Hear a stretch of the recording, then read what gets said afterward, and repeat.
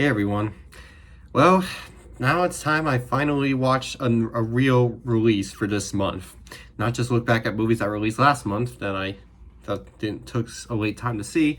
Here we have a movie that just came out a few weeks ago, and actually, according to databases, is still a 2025 film. So I guess arguably I am still looking at movies from last year. Either way, this movie was marketed as a new release, and I didn't realize that they were crediting this as something from last year until now. So let's just call this a new release. Well, okay, it's a new horror film that came out, and you know how I am with horror flicks. It's always gonna be new ideas, and I'm hooked with what kind of new horror films I can go see. I love violence in movies. So what's this one? Well, it's called Primate. This movie tells us what would happen if a pet monkey that some people have, and I kind of used to really wish I had, ended up being violent and murdered people. Yeah, this movie's trying to tell me maybe I don't want to own a monkey. We all remember, if you're an old guy, you remember back in the 80s and 90s, there was always these comedies that tried to tell us how fun monkeys are. But nowadays, we're kind of going with a new twist for monkeys. We're making them scary. Between this and that one Jordan Peele movie that had a monkey in it, and there was, of course, that not very good Stephen King movie that was about a toy monkey from last year. I think monkeys are just trying to scare us now. Because, yeah, all these new all these new monkey films are horror flicks. But regardless, I am always up for what kind of new stories we get in horror movies. So, naturally, I felt I should enjoy Primate, see if this scares me to ever own any kind of monkey, or just be scared of monkeys in general. Does it do that? Will it do that? Is it even a good movie in any way? Alright, well, let me go ahead and share what I thought of it.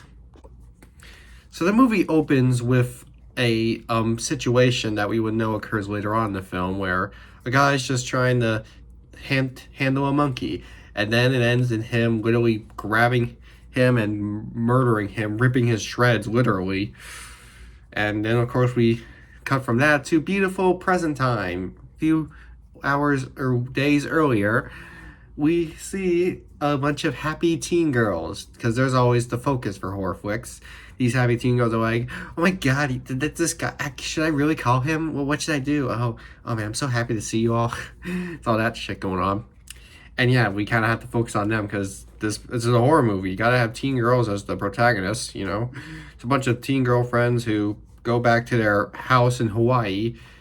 Well, why did the movie take place in Hawaii? Well, there's something about it we'll talk about later. They go to Hawaii in their nice house. They have a deaf father who's played by that one deaf actor I need to watch more movies of, because pretty cool. He's an actor who's also deaf. Not trying to be offensive, but that's a pretty cool thing to have in Hollywood. Anyway, so yeah, there's that. And then there's, of course, the pet chimp that they have. They have a pet chimpanzee. They're all like, this is such a fun pet to have and whatnot. But then one day, they wake up and see that the monkey has been bit by a rabid, some sort of weird animal I actually haven't heard of before, that it was bit by. And apparently we find out later on that the weird creature that bit him has rabies. And that's kind of why this movie's set in Hawaii, because Hawaii is a state where rabies doesn't really happen. So I guess that's supposed to be the cool excitement here. They're in a state that usually doesn't have rabies. Well, apparently a monkey has gotten rabies in some weird way. So now they go one point, all the girls go see the monkey. They notice he's acting weird. Why are you acting weird, monkey? What's going on? The monkey's all... And yes, the monkey starts acting berserk from there on.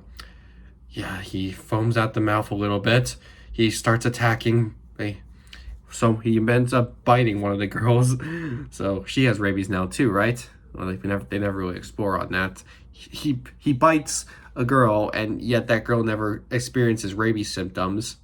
It's just like, I guess they're not affected or whatever. But anyway, they figure their only solution is jumping in the pool, since when you have rabies, you're scared of water. So they have to hide in the pool. And I guess from there on out, that's where the whole story goes. Them just stuck in the pool while the monkey is sitting there waiting for them to come out so he can attack. That's really what it looks like the rest of the movie's gonna go by. It's just them having to isolate in the pool so that the monkey can't attack them. Because if they get out, he'll go rampant. At one point, they try to push him off the cliff because apparently it's a pool that's um, apparently also you can see a big cliff from it. It's like one of those cool Hawaiian features or whatever. It's when you have a mountainside view pool. That was pretty cool element. But anyway, they try to push him off when he gets on that edge. But when one dude tried to push him off, in some weird situation, the monkey ends up pushing him off, and we literally see his head hit the rocks. Like, they could have easily just shown it off screen, but no, it's a horror movie. It's a modern horror movie. They have to make it gory. So they have to show us exactly the head hitting the rock. They have to show all that scary gore. It definitely was out of nowhere, and I definitely did shrivel a little bit, so I guess it worked. Yeah. But yeah, that fails. They end up losing one of their friends, and now it's just they're just left chilling in the pool, finding a way to escape without the monkey going rampant on them. From there, there's situations like at one point they try to grab their phone that the monkey is right next to, and it works, but very closely it could have failed. But they grab the phone. Turns out the phone cracked, so they aren't really able to make much contacts until they end up losing the phone. And then at one point, two girls have to try and sneak their way out of the pool and into the living room when they notice that the monkey is gone. They can't find the monkey. Where'd it go? It's missing. Must have ran away. So now we have to go sneak into the house to get our phone.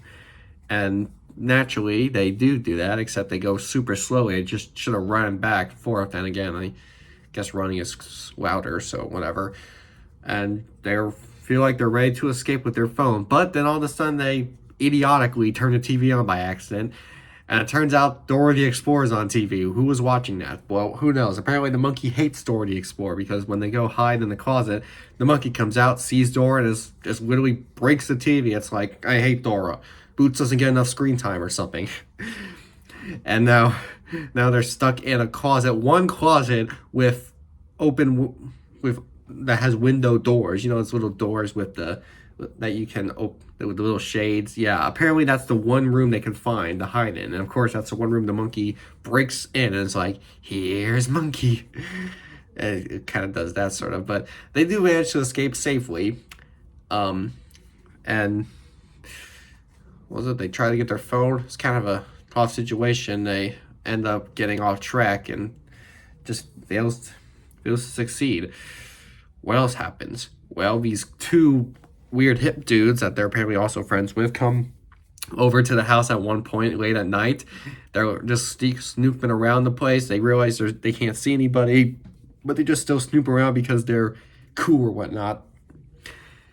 And then the monkey sees that one on the bed, gets up, goes up to it, and it looks like the monkey wants to have ways with that dude.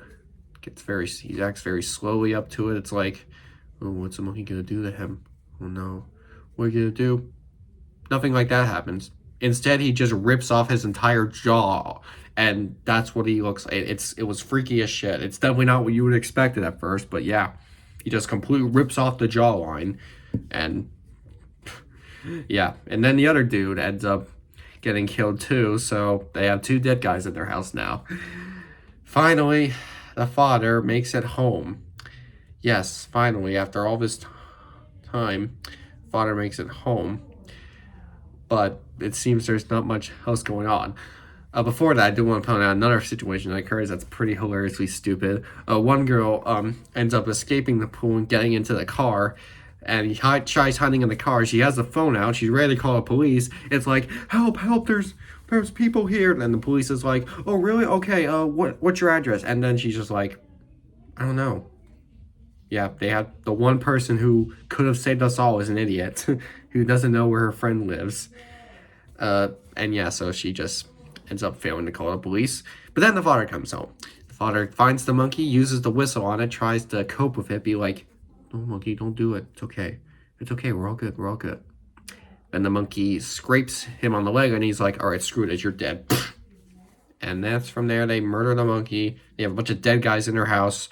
All that crap happens, and yeah, that's how our movie goes. A very interesting plot. I both really liked but also was mixed on how the plot was settled. I explained it very thoroughly. You know, if you're watching this movie, watching this review before you want to go see the movie and can't see the movie anymore, I just ruined it. But overall, the plot did work nicely. It was a new kind of plot going on. It was kind of from an isolation to a walking slowly thing to a bunch of little areas of situation that kind of make this more complicated. Like the father is deaf, so he can't actually hear any of the screams. He just has to see what goes on. He has to walk into the dark house until he finds it. And they live in Hawaii, which, like I said, is apparently a state without rabies. So that's where the terror comes in when they see rabies. It's like, we didn't prepare for this. Either way, it also did seem pretty basic at the same time. It was a pretty basic idea. It's just a monkey with rabies. Like, I thought it was like, I don't know, a monkey who was trained as an assassin or whatever has rabies, but no, it's just a regular monkey. I mean, the monkey is more interesting as a rabid monkey than you expect. He's definitely not the average rabies monkey, but that is kind of all the plot does. Just kind of follows along with it for a while. So yeah, my thoughts on the plot are, it's a pretty good plot. It's just not one I say was top tier in terms of new horror films. Alright, so what genres does this movie have? Well, there is only one genre this movie focuses on, and we all know what kind of genre I'm talking about. Let's talk about the one genre this movie deals with. How's its romance? What does the romance of this movie go with? Well, these teens do seem to have a bunch of boys they want to try and talk to, and the monkey seems to have a crush on these girls too. Let's just stop. All right, let's talk about how scary this movie is. What's the horror like? As a horror movie, again, I both liked and wasn't too cool with it. There have been movies out there that deal with the scenario of an animal with rabies that becomes the main serial killer or whatever. But at the same time, this movie is new with it. A monkey now, you know? You could have a dog who had rabies or just any other random wild animal with rabies. But here, they focus on a monkey because monkeys can make for new kind of horror films, I guess.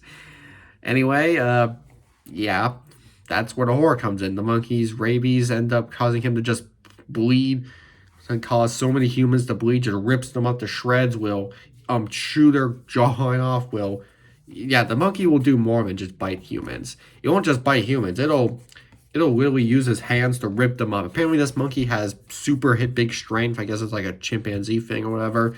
And yeah, it uses its strength to just kill as many people as it wants. They don't try to give the monkey a personality. Like, they have this tablet that he uses to make dialogue, but he doesn't use it to say words. Like, there's not a moment in the movie where he uses the tablet to say, I never liked any of you, and now that I have rabies, it is time as an opportunity to murder you all. No, it doesn't do that. It's just use it like 2 times in the movie to try and evoke fear, but that's really about it. They don't really give this monkey a personality. They just introduce it as a regular pet chimp, and then it gets rabies, and it just kills in ways you couldn't imagine. That was pretty cool, I'll say. And it was cool because it was not all a CGI monkey. Like, accordingly, it wasn't all a real monkey, which I guess is disappointing. It would have been cool to see what kind of stuff a real monkey could do to humans. No, it was mostly puppetry, actually. So props to that. Props to using a puppet monkey for all this damage, not trying to CGI the attacks like Planet of the Apes would do. At the same time, though, let me talk about what parts about this horror I wasn't very fond for. And I guess most of that does still have to do with the fact that it's pretty standard in terms of its idea. That's kind of like I said with the plot. In the terms of the horror, it's kind of standard that it's just a monkey that has rabies. I mean, it finds new ways to kill fellas, but it never really explained much about, like, why it kills people in these mysterious ways when other rabies aren't like that. The only real clues you get to that is that what animal it bit him and the fact that this is a state without rabies. But other than that, that's kind of just all we kind of just have to see this as a monkey that will kill people like a regular human would. It's like if Art the Clown was a monkey, I guess. I don't know.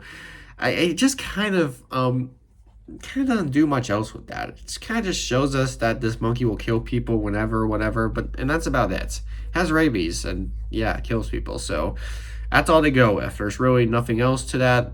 The tablet tried to work for its way in the horror, but that didn't really do much. That's kind of all we have to work with. So, yeah, from that point, it seems like I'm not really a big fan of this movie. in all due respect, I actually thought this movie was really good. Yeah. I've said negative stuff about it, but I honestly think this was a really good movie. It is not anything spectacular. I'm we it's a it is definitely not up there with one of the best horror movies of the decade. But I was personally really impressed with what this movie had. I was impressed how it was able to take such small details and still get a long enough movie out of it to make it exciting and pretty intense. And I like that the movie isn't too long either. It's only about an hour and a half. And it's good because, they don't have to drag too much stuff on for too long. They tie in with new ideas. They go with like new little points into the plot. One point it's them coursing around in Hawaii. Another point, it's them trapped in a pool while they're kind of just waiting for the monkey to go away or give up or die or whatever.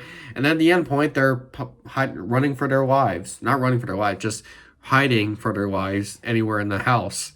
And just seeing the monkey constantly find new ways to murder these people.